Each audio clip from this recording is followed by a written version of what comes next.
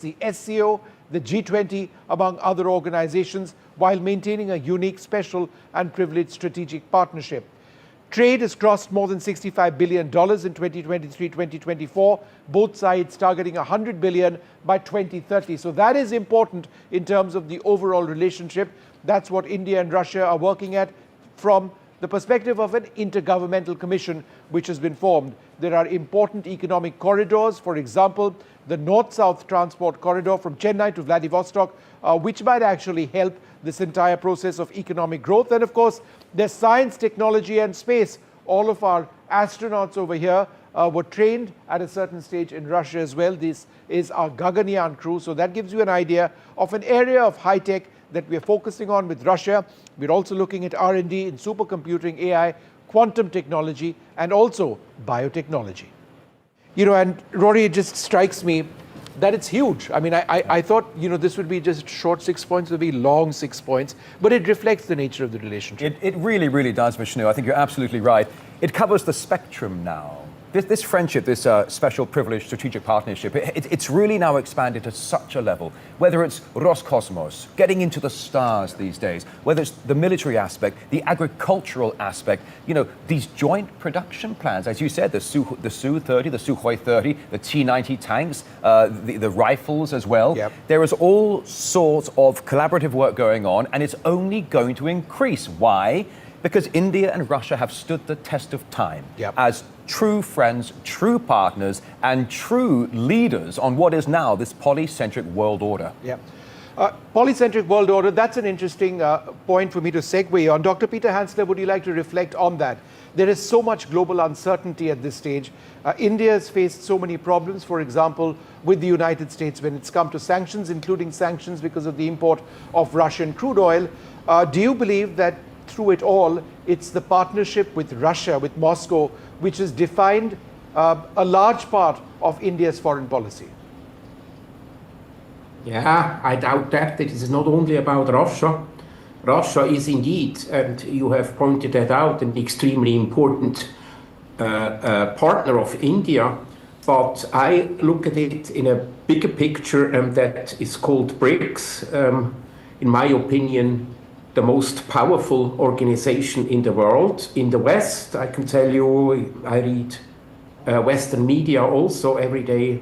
It's hardly mentioned or in a condescending way. I believe that BRICS, as the organization of the Global South, will dominate the world. Yep. But currently,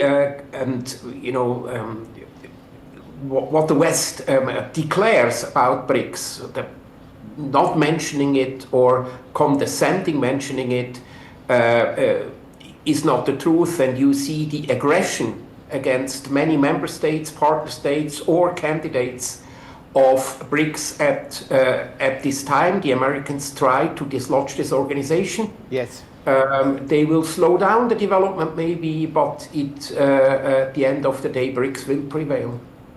Yeah, I mean, I think Peter makes a very good point there. That, you know, I mean, let's not forget that the Trump White House said only a few months ago that BRICS is dead. Yeah. He also thought the S in BRICS was for Spain and not South Africa. Should we bring in Dr. Zaharov on this? Doctor, thanks for joining us so much on this really amazing panel we're kicking off here today. It's such a pleasure to be with you, Vishnu. No, it's wonderful to do this joint program. It really is. It's fantastic. What is your stance here? I mean, look, we're watching this blossoming multipolar world order that has now really forged its position on the global stage, and yet here we are in New Delhi for the 23rd annual India-Russia summit, Putin's 10th visit to this beautiful country. Where does the relationship stand today, given what is traditional pressure from professional partners in certain Western countries? Thank you for having me. I think it's an opportune time to reflect on the state of affairs in India-Russia relations, because the summit was much anticipated. There has been no visit by Vladimir Putin to India during the last 4 years. So I think that now the relationship, the India-Russia relationship is back on track. We can see that some of the spheres, some of the traditional spheres of cooperation have bounced back, like defense. We have seen a lot of progress in energy, even though the situation with sanctions, I think, remain uncertain. So it's difficult to predict how the future shipments of Russian oil to India will will pan out and will be continued. At the same time, we can see new areas of cooperation. We can see a lot of interest in joint ventures. We can see projects in shipbuilding, in civil aviation. I think that some of the agreements that were preliminarily approved by both sides, I think that they will be highlighted during the talks between the two leaders. So it's on the one side, it's about traditional friendship in the key areas, but it's also about finding new avenues for cooperation and partnership. You know, Rory, it's interesting. The two leaders have this great equation between them. I don't know if world leaders are truly friends. I mean, they call themselves friends, but whether they're actually friends or not. Yeah. But there is this, equation between the two. Yeah. It's been developed over a period of time, and they seem to trust each other a great deal. I was just going to say there is absolutely a clear level of trust between these two, regardless of the embraces and the body language that we see between them. Putin has called Modi my dear friend, and that does not, it's not that simple saying that in geopolitical politics. We get all this kind of diplo speak and this, that, and the other, but when a leader calls another one my dear friend, that speaks volumes. It does. It does, in fact. Professor Chinoy, India is deeply invested in the process of peace in Europe. Obviously, the fighting has gone on for more than 2 years, and I think the loss of lives on both sides is a cause of serious concern. Do you believe that this is something that might come up during these talks, given that Prime Minister Modi has been both to Moscow to speak to President Putin, and he's traveled to Kiev as well to speak to Ukraine's President Zelensky? Yes, it will definitely come up, especially on account of two factors. One, that Prime Minister Modi has been invested in this peace process. Second, that it's clear to the world that Russia is gaining a victory on the battlefield. Their desperate attempts to have a negotiated peace. The US has kind of clearly decided that they would like some kind of peace before facing any humiliating defeat. And I think India has offered several times that they do have a stake in peace, a stake in the sanctions being removed, and India will also be a beneficiary if peace comes. But we have to see how it all pans out, given that there are some interested parties who are not interested in a negotiated peace. I mean, should we bring in Air Commodore, Dr. Bahal here, our in-studio guest here, to take this conversation further? Because when it comes to potentially the military aspect of what we're seeing right now in Ukraine, I mean, obviously, the Indian side has been a firm proponent of peace, trying to find some sort of peaceful resolution. But at the end of the day, as I understand, as Putin said 24 hours ago, the entire contact line is collapsing on the Ukrainian front. Russia has the control right now. How do you see it playing out as they're talking peace initiatives? What you're saying is absolutely right, Rory. Pokrovsk was taken over as of yesterday by the Russians. There is no doubt in my mind that though there is a large amount of attrition and though there is a slow progress, but at the same time there is relentless progress, and the way that they have captured close to 79% of Donetsk and 99.7% of Luhansk, with total area being 89% with Russia today of Donbas, and Russia wants the Donbas. And I think it is the right time for a peace deal to come in, because of it is in India's interest also that the peace deal comes in. And the peace deal must look into it that the occupied territories that Russia has got and the Russian-speaking people that are there in Donbas, with Crimea already with Russia, the deal has to work towards Donbas and Crimea, where the Russia can let go of maybe areas in Zaporizhia or maybe areas in Sumy and Kharkiv, with the result that eventually, because in India today we are being superimposed the tariff of about 25%. Because we take oil from Russia, and the intention of the US is to force Russia to go for a peace deal. I think it would be in India's interest also if the war can be stopped early, because not just this, the 65% plus component of our defense forces is Russian. And the way the Russia has been imposed thousands of sanctions all over, the things are getting delayed. We need to get the S-400. It created a world record in Op Sindoor. 1 second, let me just ask you a quick question. How many sorties have I flown on Russian aircraft? I would love to know. No, so I've done 5 sorties on Have you Russian really? aircraft, including the Sukhoi 30 MKI prototype in Zhukovsky. You flew the Su-30? Yeah, I'm not a pilot myself. I flew in the back seat. But you Back can seat say I driver. flew it. But that's fine. I have no problem in your saying that. The reason I say so is because I think what the Air Commodore says is so important. Russian weapon systems have dominated, the Indian Air Force, Army and Navy. Well, I was just going to say, with what the collaborative effort that's already going on now between India and Russia, why stop there? I mean, look at, the Orezhnik was unveiled recently, unparalleled in the world. Yeah. The Budovezhnik, a nuclear-powered ballistic missile. The Poseidon, a nuclear-powered underwater drone. It's astonishing. Rory, the Russia's weaponry. not giving us a lot of that stuff. Well, I'm sure the future looks good, But they're frankly. giving us Kinzhal if we buy the Su-57, which has a range of 2,000 kilometers, Well, let's see speed of where Mach 10. where we get with those talks. Would you like to take the next question? Or? I would hand it over to you. All right. Professor Chenoy, I do believe we need to talk a little bit about the economy as well. The target of $100 billion is, it sounds very impressive, but there's still some way to go, right? Russia has a war economy right now. The conflict continues, and therefore the full potential, some would suggest, of the India-Russia economic partnership will not be realized for the moment. Would you agree? I think I'll give my arguments rather than yes or no. The point is that, it was expected by the collective West that the ruble would collapse, the Russian economy would collapse. In fact, the reverse happened. Russian economy has strengthened, the ruble is good. I visited Moscow just a few months ago, and I saw with my own eyes how everything was functioning so well. So Russians are used to switching from a war economy to a normal one, and they have borne this very well. That's one. Second, India has gained a lot of saving its dollars on account that Russia has given it petroleum and oil, crude oil, on discounted rates. According to our own Reserve Bank, we've saved billions of dollars. And so in a sense, both have bailed out each other. The Russians have bailed us out, giving us cheap crude oil. We've bailed out Russia at a time when others were putting sanctions on them. Yeah. And India has held firm.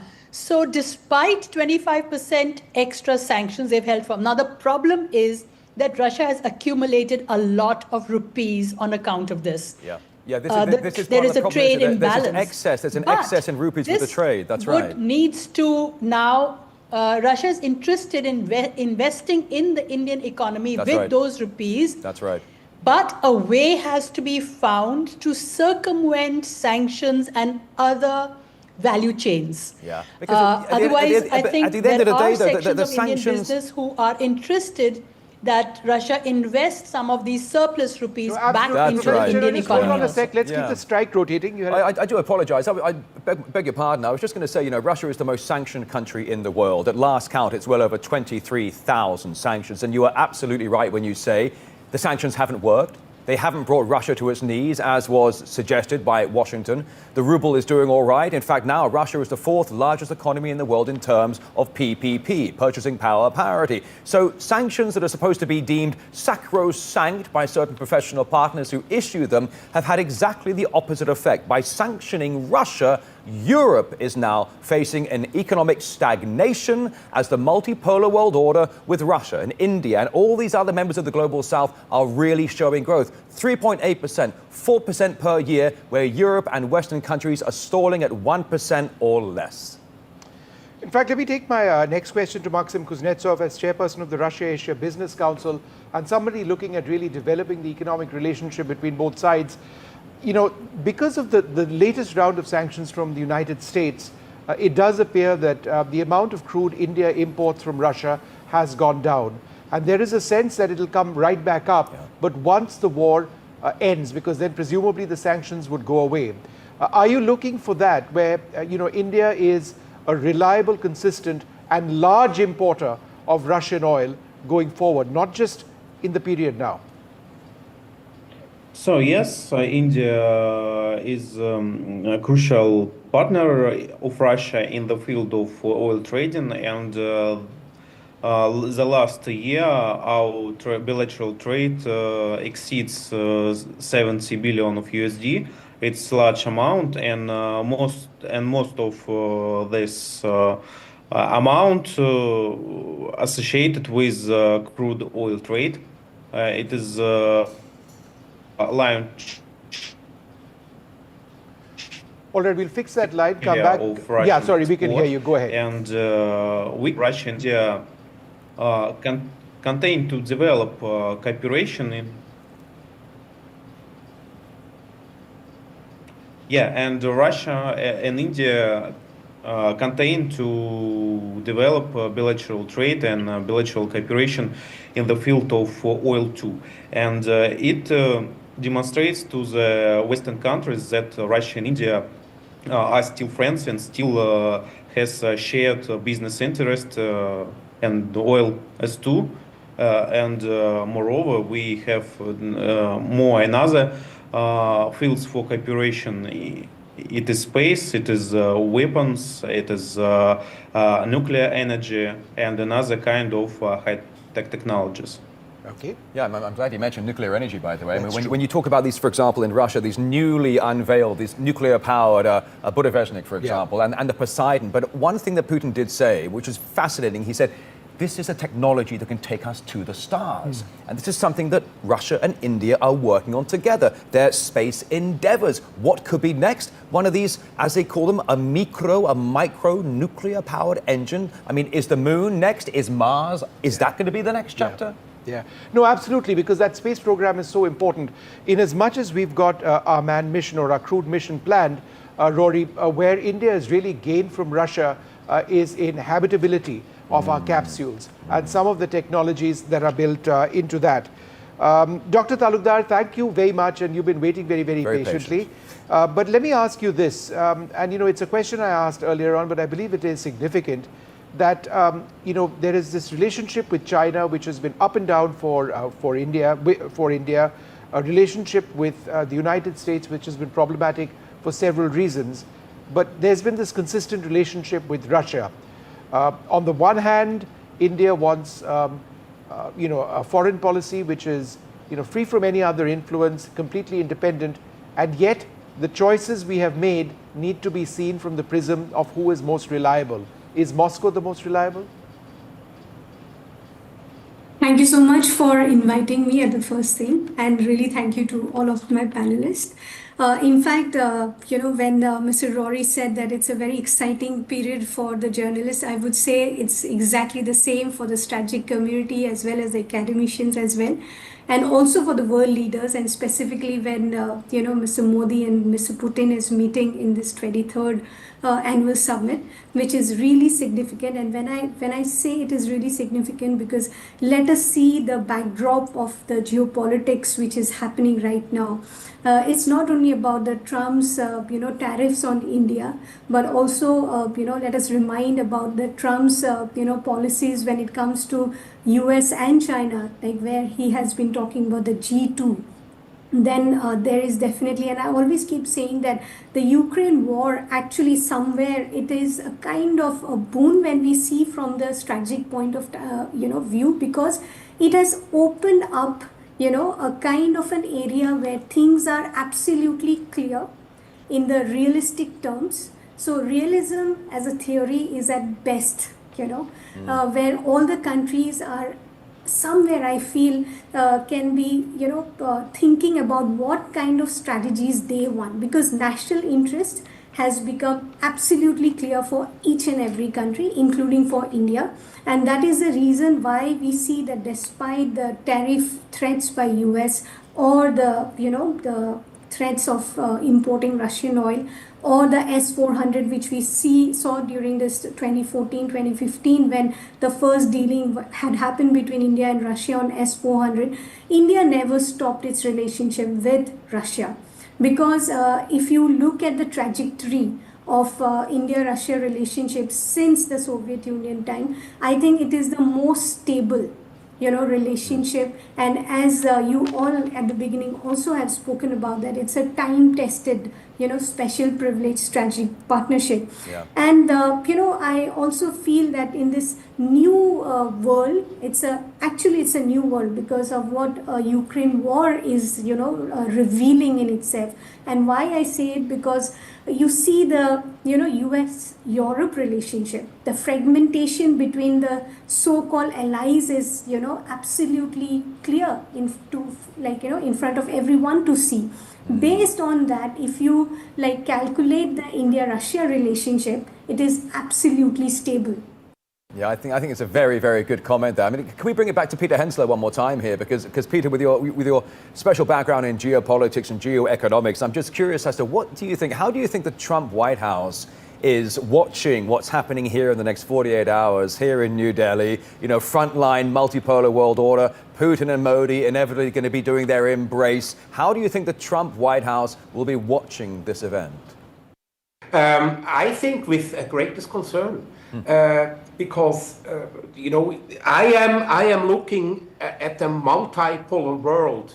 That is a concept the United States does not understand. They still live in the world of hegemony, and they think that China will be the new number one, and they will take the Americans off the throne they have been sitting on for the past 80 years. And this is not a concern. And now they step by step find out, okay, if it's a multipolar world, and the other big elephant in the room, and that is India. Yeah. And there's another problem. In the West, everybody's talking about China, and not nobody, but people in the West don't appreciate the power, the size, and the force of India. And now, step by step, they realize that. And I think that in the White House, this will cause a huge amount of concern. Well, it's going to be such an important visit. It's coming up in a couple of days from now. A huge sense of excitement, of anticipation, what to expect. Rory, it's been wonderful having you with us over here in the NDTV studio. You don't need to go away. We can have you here in NDTV. No, don't tempt me, my friend. You can stay put right over here. But for the moment, from all of us here, we'd like to thank you very much. People are a close eye out on this coming visit. It is so critical for India's foreign policy. From all of us here, goodbye.